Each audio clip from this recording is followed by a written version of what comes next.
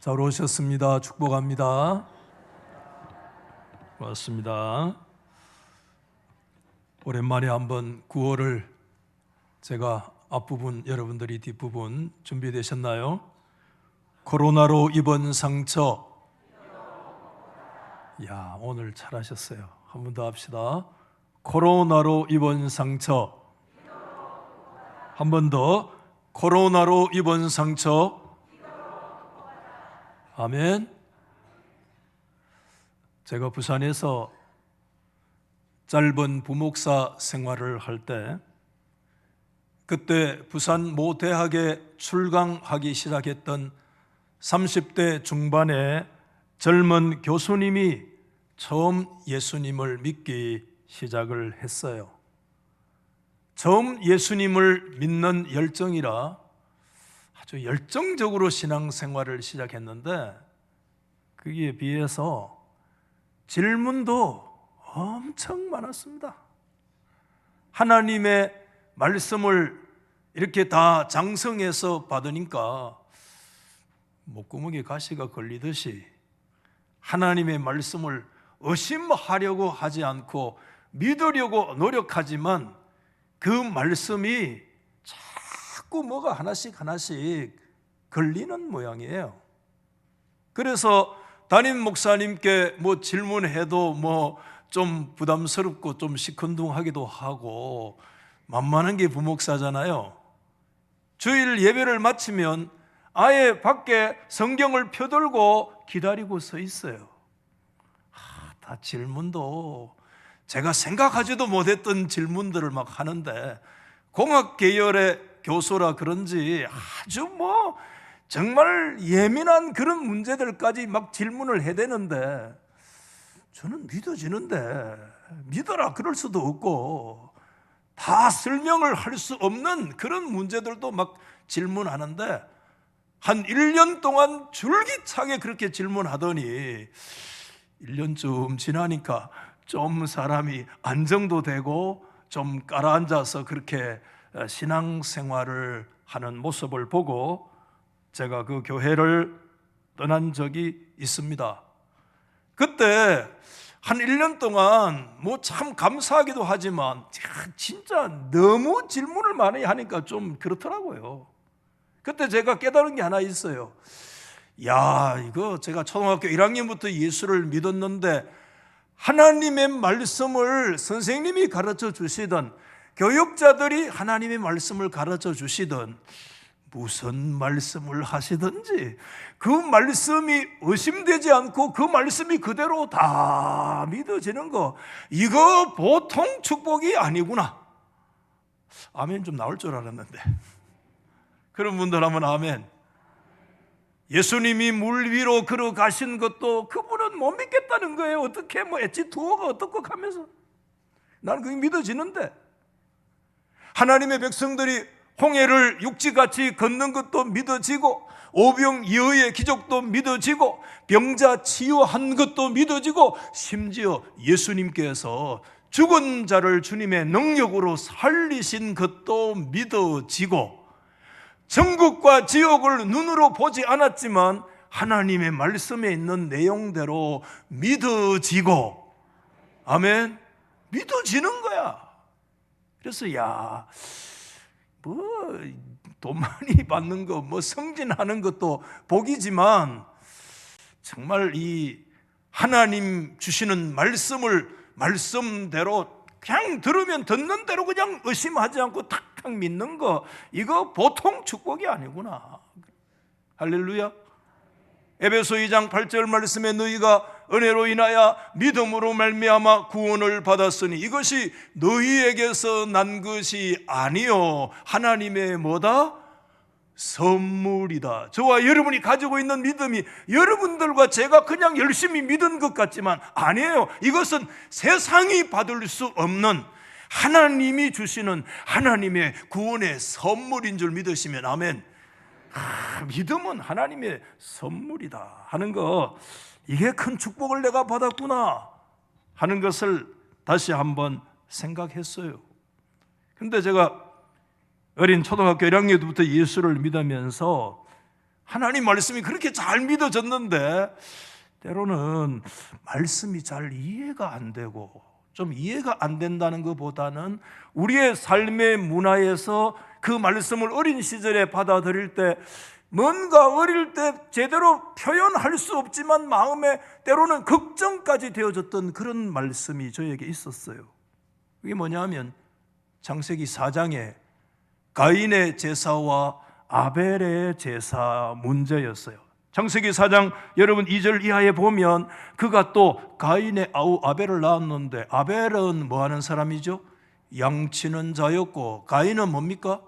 농사하는 자였더라. 세월이 지난 후에 가인은 땅의 소산으로 제물을 삼아 여호와께 드렸고, 아벨은 자기도 양의 첫 새끼와 그 기름으로 드렸더니, 5절 시작. 여호와께서 아벨과 그의 제물은 받으셨으나 가인과 그의 제물은 받지 아니하셨다. 이 5절 말씀이 걱정이 되는 거예요. 여호와께서 아벨과 그의 제물은 받으셨는데 가인과 그의 제물은 받지 않으셨다. 하나님은 양치기 아벨의 양의 제사는 받으시고 농사꾼인 가인의 곡식으로 드리는 제사는 하나님이 받지 않으셨다. 우리 부모님은 양치는 사람입니까? 농사 짓는 사람입니까? 양치는 사람. 양은 구경도 못하고 염소 새끼만 봤는데,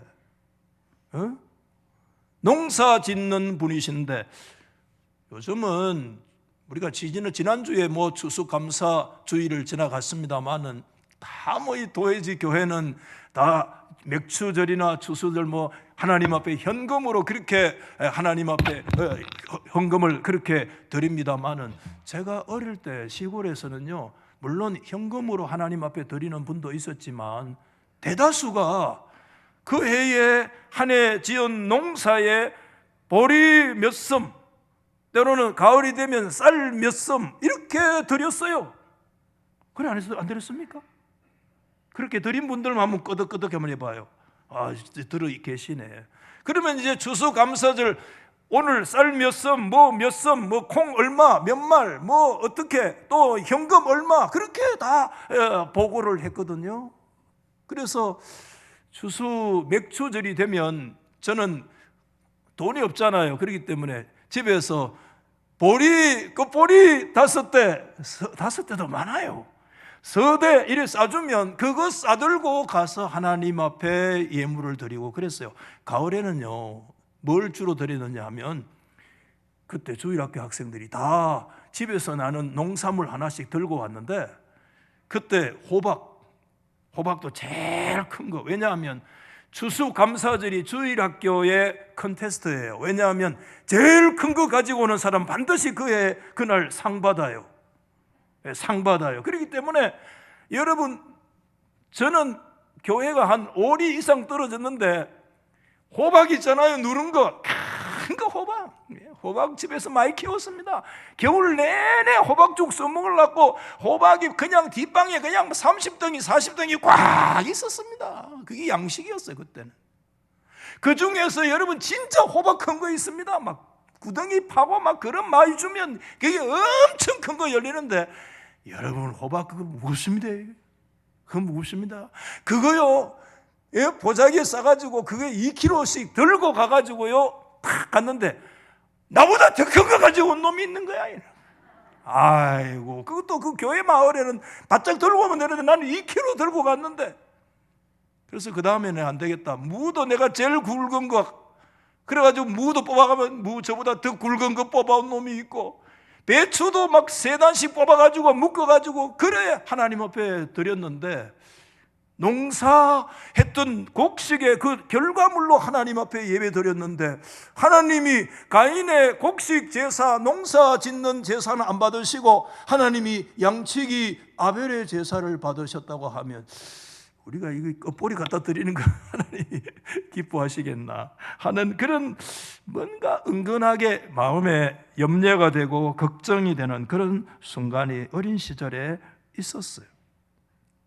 여러분, 정말 한국이 낳은 세계적인 주석가 박윤선 박사님은 2가지 제물 중에 아벨의 제물만이 하나님께 연락된 이유가 무엇일까 그 주석하시면서 질문에 이렇게 답을 하셨어요.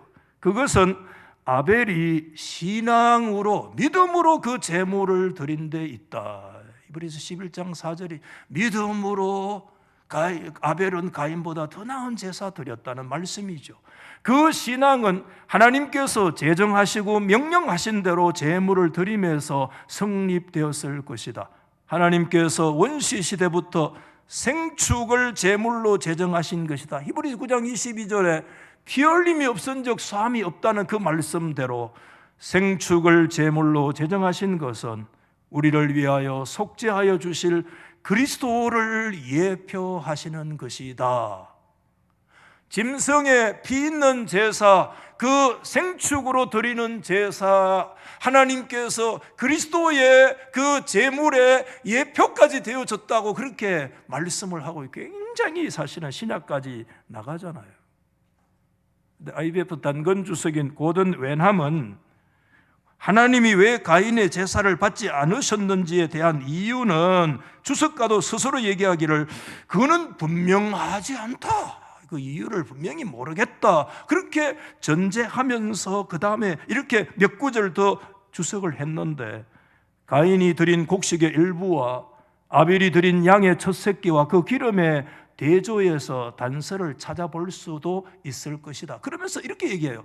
아마도 maybe 아벨은 자신의 양떼 가운데 최고 좋은 것으로 드렸는데 가인은 그렇게 세심하지 않았던 것 같다. 그러면서 그 다음에 하나님은 자선의 것으로 만족하시지 않는다, 이렇게 주석했어요. 박윤선 박사님의 주석의 핵심은 그 제사 제물과 믿음의 구도로 설명을 하시는 데 비해서 웬함은 그 제사 제물과 그 제물을 드리는 정성과의 관계로 이렇게 설명하고 있는 것 같아요. 우리가 이거 두 가운데 어떤 것도 우리가 배제할 수 없잖아요.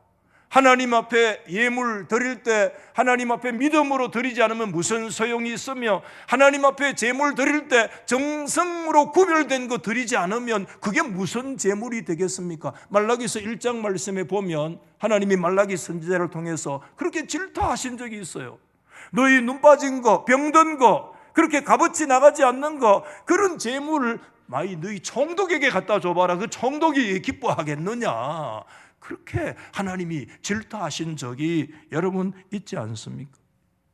우리가 그 가인과 아벨 제사 창세기 본문 성경을 조금 더 세밀하게 좀 읽어볼 필요가 있는데, 대체로 사람들은 가인의 제물 또는 아벨의 제물, 이 제물 중심, 제물이 뭐였는가, 제물에 어떤 정성이 들어갔는가, 이런 문제. 근데 우리가 성경을 조금 다시 한 번 더 보면 하나님께서는 제물만을 말씀하시지 않으셨잖아요. 우리 한번 믿음으로 받아해 보실랍니까? 아벨과, 한번 다 받아해 보세요. 아벨과 그의 제물은 받으시고 가인과 그의 제물은 받지 않으셨다. 여러분, 여기서 뭘 우리가 발견하죠? 하나님 앞에서는 그 제물을 드리는 사람과 그 제물 자체가 분리되지 않는다는 거예요. 이걸 말씀하고 있어요. 이거 놓치면 안 된다는 거예요. 성경은 하나님께서 가인의 제물만을 말씀하지 않으시고 아벨의 제물만을 말씀하지 않으시고, 제물을 말하기 전에 하나님은 아벨과 아벨의 제물, 그것은 뭘 얘기하는입니까? 하나님이 먼저 아벨을 받으시고 아벨을 받으신 다음에 그 아벨의 제물을 받으셨다는 말씀이잖아요. 그렇죠? 가인을 받지 않으시고, 그렇기 때문에 가인이 드린 그 제물을 하나님이 받으실 수 없다는 거죠, 여러분. 이것은 구약의 모든 제사에 발견되어지는 매우 중요한 하나의 원리요 특징이죠. 하나님은 아벨의 제물만 받으신 것이 아니라 제물 이전에 하나님이 아벨이라는 그 존재를 먼저 받으셨어요. 여러분, 제물이 중요합니까? 사람이 중요합니까? 재물이 중요합니까? 사람이 중요합니까? 다 중요하죠. 그렇지만 여러분, 정말 그 재물 매우 중요하지만 그 재물을 드리는 사람을 하나님이 받지 않으시고 재물만을 받으시는 법이 없다. 재물 이전에 그 재물을 드리는 존재에 대해서 말씀하고 있다. 여러분, 산상수훈에서 예수님께서 이 원칙을 대천명하셨잖아요. 여러분 잘 아시는 말씀이에요. 마태복음 5장 여러분 22절 이하 23절 말씀을 여러분 한번 보시면, 그러므로 예수님이 이렇게 얘기했어요. 예물을 제물로 보십시오. 제물을 제단에 드리려다가 거기서 네 형제에게 뭘 들을 만한? 원망 들을 만한 일이 생각나거든 제물을 제단 앞에 두고 먼저 가서 뭐죠? 형제와 화목하고 그 후에 와서 뭐를 드려라? 제물을 드려라. 하나님이 뭘 말씀하고 계시죠? 하나님이 그 드리는 제물만을 받으시는 하나님이 아니라 그 제물이 제물 되려면, 그 예배가 예배 되려면, 그 기도가 기도가 되려면 그 제물을 드리는 사람인 네가 하나님 앞에서 어떤 존재인가, 네가 어떤 사람인가에 대해서 먼저 예수님이 말씀하고 계시지 않느냐. 네 자신의 존재가 하나님 앞에 연락되지 않았는데 너의 제물이 하나님께 연락되는 법은 없으며, 네 자신의 관계가 다 깨어져 있는데 너의 그 예배가 하나님 앞에 온전히 연락될 수가 없으며, 대원칙이죠. 대원칙이죠. 우리에게 한테 말씀하고 계시는 거예요, 여러분. 제물 이전에 하나님 앞에 드리는 존재 말씀하는 거 아니겠습니까? 하나님은 아벨과 아벨이 드리는 제물을 하나로 보시고 가인과 가인의 존재와 가인의 제물을 분리하지 않으시고 하나님 그걸 하나로 보신 줄 믿습니다. 하나로 보신 거예요. 하나님 앞에 제물 따로 있고 사람 드리는 사람 따로 있는 것이 아니라는 거예요. 예배가 따로 있고 예배를 드리는 사람 따로 있는 게 아니라는 말씀을 주시는 거 아니겠습니까, 여러분? 그래서 여러분, 가인이 하나님께서 아벨의 존재를 하나님이 먼저 연락하시니까 그의 제물 받으신 것이죠. 이브리서 여러분 11장 4절 말씀 우리 같이 한번 읽어봅시다. 시작. 믿음으로 아벨은 가인보다 더 나은 제사를 하나님께 드림으로 그 다음에 의로운 자라고 하는 증거를 얻었고, 그 다음에 하나님이 그 예물에 대해서도 뭐죠? 증거하시고 정언하신다는, 증거 정언이 두 번 나오는데, 먼저 그 예물을 드리는 의인 아벨의 삶을 믿음으로 의롭게 되어진 사람의 그 모습을 먼저 정언하시고, 믿음으로 의인된 그의 예배와 그의 제사를 하나님이 정언하신다. 이거 놓치면 안 된다는 거예요. 우리가 오늘 이 부분에 대해서 하나님 앞에 깊이 생각해야 된다는 거예요. 여러분, 이것은 우리의 신앙생활 전반에서 매우 중요한 하나의 영적 공식입니다. 공식, 수학의 공식 아시죠? 공식이 이게 이곳에서 적용되고, 이게 예배에도 적용되고, 기도에도 적용되고, 설교에도 적용되고, 신앙생활 찬송에도 적용되고, 전부 다 적용되는 이 공식입니다. 신앙생활의 공식이 이거예요. 기도와 그 기도를 드리는 사람과의 관계가 이게 분리되지 않고 이게 거기에도 적용된다는 거예요, 여러분. 오늘 우리가 이사야 58장 말씀 읽으셨는데, 이스라엘 백성들은 절기에 따라서 하나님 앞에 제사도 드리고요, 또 심지어 뭐까지 했느냐 하면 금식까지 한 거예요. 금식을 막 굉장히 자신을 괴롭게 했어요. 그런데 하나님께서는 그들의 그 제사도, 그들의 금식도 하나님이 돌아보지 않으셨다고 얘기해요. 그게 오늘 여러분 3절 말씀 상반절 보십시오. 우리가 금식하되 어찌하여 주께서 보지 아니하십니까? 우리가 이렇게 마음을 괴롭게 하고 금식도 하고 있는데 어째서 주님은 우리의 금식하는 기도를 알아주지 않습니까? 오늘 우리 얘기하면 뭡니까? 하나님, 우리가 주일마다 와서 예배드리고 주일마다 이렇게 하는데 왜 우리의 기도를 돌보지 않고 우리 예배를 알아주지 않습니까? 와, 똑같은 얘기잖아요. 그렇죠? 하나님은 이사야 선지자를 통해서 분명하게 말씀을 하셨어요. 그 이유를 길게 얘기를 했어요. 오늘 보라, 너희가 금식하는 날에 오락을 구하며 온갖 일을 시키는도다. 하나님 중심 아니었죠. 그것도 자신의 만족을 구하는. 너희가 금식하면서도 논쟁하고 금식하면서 다투고 금식하면서 악한 주먹으로 치고 다투고 논쟁하고 치고 받고 싸우고, 너희가 오늘 금식하는 것은 너희 목소리를 상달하게 하려는 것이 아니다. 어찌 내가 기뻐하는 금식이 되겠고 어찌 사람이 자기 마음을 괴롭게 하는 날이 되겠냐. 머리를 갈대같이 숙인다고 굵은 배를 펴서 죄를 펴는 그런 모습을 가진다고 해서 그걸 어떻게 금식이라고 할 수가 있겠으며 여호와께 연락될 수 있는 날이라고 말할 수 있겠니? 여러분, 이 사상은 이사야 58장에서만 말씀하는 것이 아니라 하나님이 이사야 선지자에게 사명을 주실 때 이사야 1장에서부터 이미 얘기하신 내용이, 이 사상이 성경 관통하고 이사야 사상을 관통하는 거예요. 너희가 성회로 모여서 악을 행하는 거 내가 도대체 견디지 못하겠다. 너희가 아무리 기도할지라도 내가 너희들의 기도를 듣지도 않고 돌아보지도 않겠다. 왜? 너희 손에 피가 가득하기 때문이다. 이사야 1장 말씀에서 하나님이 이미 얘기하신 그 핵심 사상이 이사야 오늘 58장 말씀까지 지금 관통하고 있잖아요.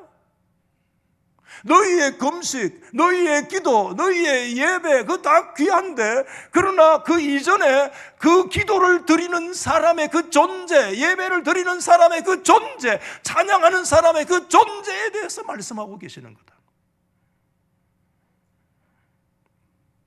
이유가 분명해요. 금식 받지 않으신 거. 말씀 여러 차례 드렸어요. 존재가 하나님께 연락되지 못했기 때문에. 존재와 일치하지 않는 예식은 사실 능력이 없죠. 그렇잖아요. 기도와 기도하는 사람 존재가 분리될 수 없죠. 그래서 중요한 것은 무엇을 기도하느냐도 되게 중요하고요, 얼마나 오래 기도하느냐도 굉장히 중요하는데, 우리 믿음으로 한번 다 받아해 보십시오. 누가 기도하느냐, 누가 기도하느냐, 어떤 존재가 기도하느냐가 더 중요합니다. 아멘. 얼마나 아름다운 언어 좋잖아요. 한 주간 내내 말광에서 언어를 골라가지고 그렇게 문구를 써서 정말 그렇게 기도하는 거, 여러분 그냥 투박하게 기도하는 것보다 훨씬 더 하나님께 영광이 될 줄 믿어요. 근데 언어만 고르지 말고 너의 존재성을 소금 고르듯이 골라야 되고, 언어만 하나님께 드려지는 것이 아니라 문장으로 입에서 입으로만 전해지는 것이 아니라 너의 그 존재가 하나님 앞에 연락될 수 있어야 너의 그 아름다운 미사여구가 하나님 앞에 영광이 될 수 있다라고 하는 이 신앙의 가장 기본적인 원칙을 오늘 이사야 성경은 1장부터 지금 줄기차게 관통해서 우리 가운데 말씀하고 있잖아요. 너의 존재성이 하나님 앞에 우리가 드려지지 않을 때, 그 아름다운 미사여구가, 그 금식이 네 마음을 괴롭게 하고 고통하는 그 역사가 도대체 무슨 소용이 있느냐? 하나님이 막 천명하고 계십니다. 그래서 뭘 기도하느냐 매우 중요하지만 누가 기도하느냐. 그래서 여러분, 기도라고 하는 것은 뭐에서부터 나오느냐 하면 우리의 삶의, 하나님 앞에서의 삶의 변화, 삶의 개혁에서부터 우리의 기도가 이루어질 수 있다라고 하는 우리의 삶의 개혁과 우리 기도의 회복이 이게 결코 나눠져 있거나 분리될 수 있는 그런 문제가 아니었다라고 하는 거예요.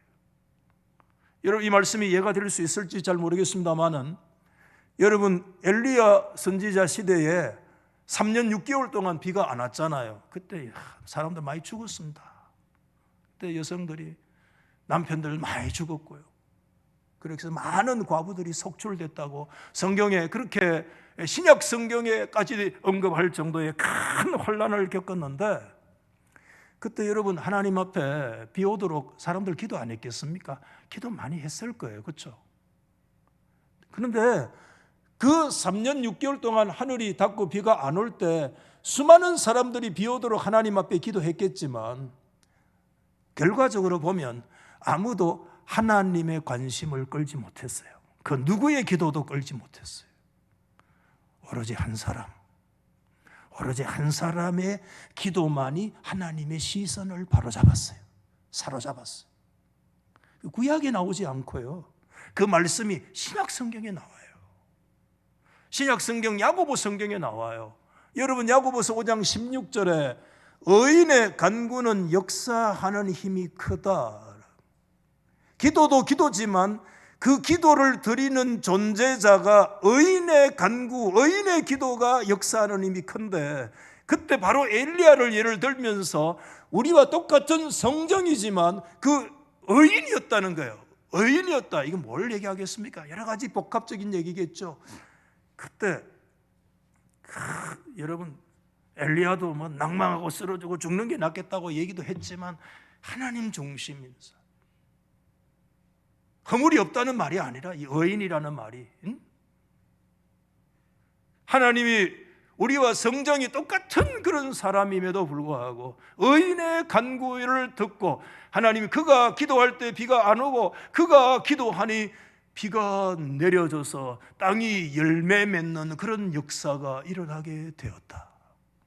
하나님이 수많은 사람들 가운데 누구의 기도를 집중하시고 하나님의 눈을, 시선을 사로잡았느냐? 의인의 기도를 하나님께서.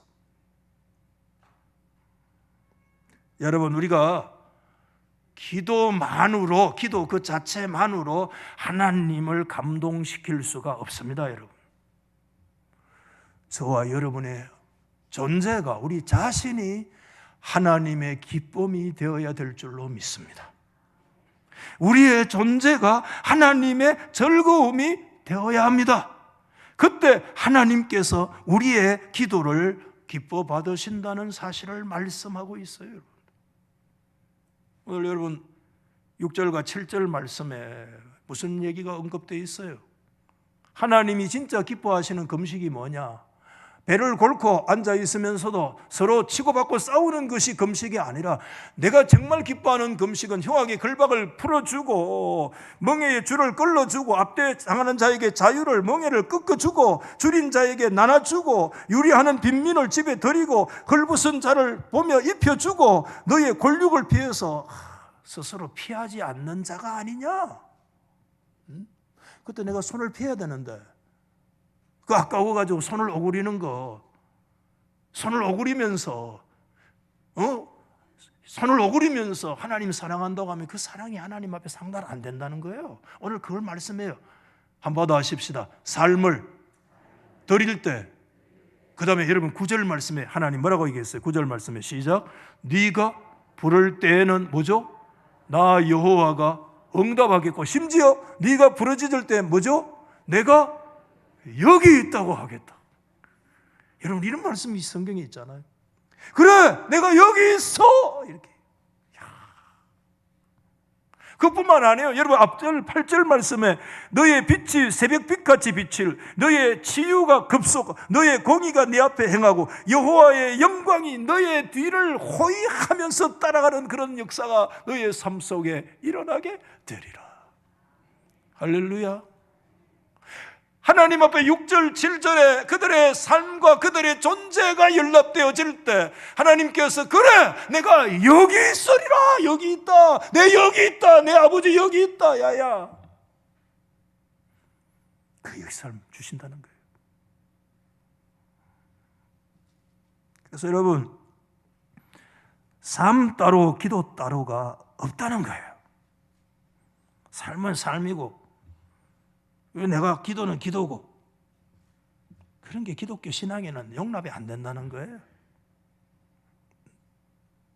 그래서 여러분, 사는 것, 우리 받아하십시다. 사는 것만큼 기도하고 기도하는 것만큼 사는 기다. 아멘? 이 말 이해됐어요? 우리가 하나님 앞에 사는 것만큼 기도하고 기도하는 것만큼 산다. 그래서 우리의 삶을 능가하는 기도도 없고 기도를 능가하는 삶도 없다는 거예요. 사는 것이 어려워요. 치열하게 하나님 앞에 사는 거 얼마나 어렵습니까? 믿음으로 사는 거 얼마나 어렵습니까? 수많은 도전과 유혹과 시련 속에서 우리가 하나님 앞에 믿음으로 사는 거 얼마나 어렵습니까? 우리가 손해도 봐야 되고, 때로는요, 내가 먼저 가서 여러분 용서도 구해야 되고요, 내가 먼저 가서 내가 믿음으로 빌어야 되고요, 내가 뭐 잘못한 것도 없는데 주님의 사랑으로 먼저 용납해야 되고요. 어려워요. 매우 어려워요. 매우 어려워요. 그래서 사는 게 어려워요. 신앙생활. 신앙생활이 어려운 것만큼 우리의 기도도 어려워요. 기도가 뭐 랄랄랄랄랄랄랄라 이거 아닙니다. 따따따따따가 아닙니다. 기도는요, 사는 것만큼 하나님 앞에 기도가 매우 어렵습니다. 말씀을 정리하면서 하나님은 누구의 기도를 응답하시는가? 수많은 가르침이 있겠지만 두 가지로 요약을 해서 정리하려고 하는데, 첫째는 우리 한번 같이 읽어보실까요? 시작. 하나님만을 사랑하는 자의 기도를 들으십니다. 목사님, 어떻게 하나님만을 사랑합니까? 그런 마음의 질문이 생겼을 거예요 아마. 왜 그래서 삽니까? 설교는 잘하네 이러면서. 오늘 많은 사람들이 하나님 앞에 기도하지만, 그러나 삶의 목표를 하나님을 기쁘시게 하는 데 두는 사람이 오늘날 한국교회 안에 많지 않다는 거예요. 우리의 신앙생활의 표준이 죄를 짓느냐 안 짓느냐, 여기에 표준을 둘 때가 많죠. 그렇죠? 죄를 짓느냐 안 짓느냐, 질까 말까, 여기에 다 표준이 있어요. 술 먹을까 말까. 직장생활 얼마나 힘들어요. 술 먹을까 말까, 담배 피울까 말까. 11조는 이 세금 띄고 드려야 되나, 세금 맞추고 안 떼고 드려야 되나. 질문이 많아요. 이거 좋은 거예요. 이거 나쁜 건 아니에요. 근데 여러분, 그게 우리의 신앙생활의 표준이 될 수가 없어요. 신앙생활의 여러분 유일한 표준은, 받아하십시다, 내가 하나님을 기쁘시게 해드리느냐, 그렇지 못하느냐. 이게 우리의 신앙의 유일한 표준이에요. 이 표준만 세워지면 다 해결돼요. 다 해결돼요. 하나님이 기뻐하실 것인가, 하나님이 기뻐하지 않으실 것인가, 그러면 내가 말하는 것도 해결돼요. 하나님이 기뻐하실 것인가, 하나님이 기뻐하실 것이 아닌가, 나의 행동도 결정돼요. 하나님이 기뻐하실 것인가, 기뻐하지 않을 것인가, 내 마음을 어떤 마음으로 가져야 될 것인가, 은행심이 결정돼요. 하나님이 기뻐하실 것인가, 기뻐하지 않으실 것인가, 내 생각까지 다 은행심사가, 존재가 하나님 앞에 결정될 수 있는 기준이 뭐냐 하면, 죄냐 죄가 아니냐, 카트라인에 올라갈까 말까가 아니라 하나님을 기쁘시게 할 거냐, 하나님을 기쁘시게 해드리지 못할 것인가, 그거 질문하면 다 해결된다는 거예요. 그게 우리의 삶의 표준이에요. 아멘. 그래서 하나님만을 사랑한다, 이게 뭔 얘기냐면, 내가 하나의 흠도 없다, 그런 뜻 아니에요. 우리의 삶에 넘어지고 쓰러지는 순간도 있지만, 그럼에도 내가 매일 투쟁하면서 치열하게 하나님을 기쁘시게 해드리려고 하는 삶의 그 은행심사를, 거기에 표준을 두고 하나님 앞에 벌벌 떨면서, 왜? 내가 이 생각, 내가 이 말, 내가 이 행동, 나의 이 모든 은행들이 하나님이 이것 때문에 영광을 받으실 것인가? 하나님이 기뻐하실 것인가? 아니면 내 자신만을 만족해야 할 것인가? 하나님 만족이 아니라 우리 기도를 들어가 보면 전부 다 내 만족이, 내가 하나님 앞에 자신이 뭐가 돼? 우상이 되어 있어요.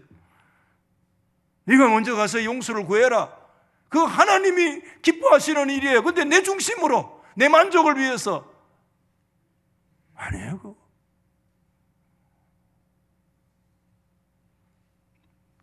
요한 1서 3장 22절에 이런 말씀을 깜짝 놀랐어요. 우리 같이 한번 읽어볼까요? 시작. 무엇이든지 구하는 바를 그에게서 받는데, 기도하면 받아요. 그 다음에 이는 우리가 그의 계명을 지키고 또 뭐죠? 그 앞에서 기뻐하시는 것을 행함이라. 하나님 앞에서 하나님이, 주님이 기뻐하시는 바를 행하는 것과 우리의 기도가 하나님 앞에 응답되는 것이 분리되어 있지 않다는 이 말씀을 읽고 저도 깜짝 놀랐어요. 신약에 이 말씀이 이렇게, 기도와 삶이 나눠져 있는 것이 아니구나. 찬양과 삶이 분리되어 있는 것이 아니구나. 설교와 삶이 분리되어 있지 않고, 우리의 예배와 삶이 따로 동떨어져 있지 않고, 우리의 신앙생활과 우리의 삶의 현장이 나뉘어져 있지 않고, 예배와 우리의 직장에서의 삶이 사실상 분리되어 있지 않고, 이 이원론적인 역사가 예수 이름으로 떠나가야 돼요.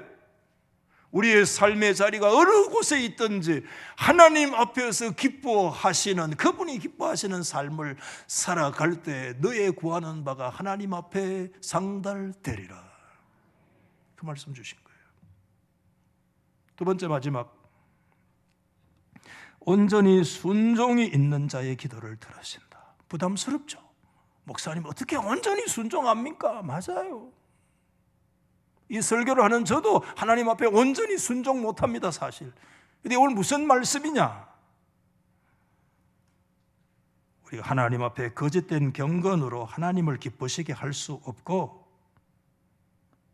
하나님 앞에 우리가 온전한 순종을 위해서 늘 애를 써야 되는데, 여러분, 구약의 사울 왕은 하나님께서 아말렉 왕을 진멸해라, 그 헤렘 전쟁이라고 그러는데, 다 헤렘 전쟁, 하나님의 하나님 되심을 선포하라는 거예요. 다 진멸하라는 거예요. 근데 갔어요. 사울 왕이 하나님의 명령에 순종해서 갔어요. 굉장한 순종해서, 어려운 여건이었는데 그 전쟁하러 갔는 거 굉장한 순종이에요. 그렇지만 사울의 순종은 온전한 순종이 아니라 부분적인 순종이었어요. 부분적인 순종이었어요.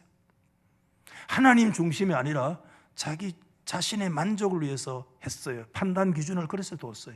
그래서 왕도 죽이라고 하는데 안 죽이고, 또 양이나 소나 이런 거 좋은 것들 있잖아요, 시원찮은 건 다 죽이고, 그래서 순종한 것처럼 생색은 냈는데 하나님 앞에 좋은 양들, 이것은요 사실상 하나님께 제사하려고 했다는 건 생색이에요. 진짜 그의 중심은 자기 만족을 위해서, 그 자기 가지려고. 이렇게 아까운 거 왜 죽여야 돼? 하나님의 말씀에 절대 순종하지 않았어요. 그때 하나님께서요 사무엘 선지자를 통해서 15장 사무엘상 22절 말씀에 이렇게 얘기했어요. 한번 같이 시작. 여호와께서 번제와 다른 제사를 그의 목소리 청종하시는 것을 좋아하심같이 좋아하겠습니까? 이게 무슨 뜻이죠? 하나님의 목소리에 순종하는 거 좋아하신다는 얘기입니까? 하나님 앞에 그거 제껴놓고 그저 제사만 드리면 기뻐하시겠다는 얘기입니까? 요 다음에 순종이 제사보다 낫다는 우리가 잘 아는 말씀이 나와요. 그 말씀만 기억하면 안 됩니다. 순종이 제사보다 낫고 듣는 것이 수양의 기름보다 낫다는 그 말씀 앞에 하나님이 어떤 분이신가를 말씀하신 거예요. 하나님의 목소리 청종하는 거 좋아합니까? 아니면 당신이 지금 하나님의 말씀에 순종하지 않고 그 양들 하나님 생색, 하나님 핑계대고 네 자신을 만족을 위해서 하는 거, 그거를 하나님이 기뻐하시겠느냐고 말씀하셨잖아요. 하나님은 여러분 사무엘상에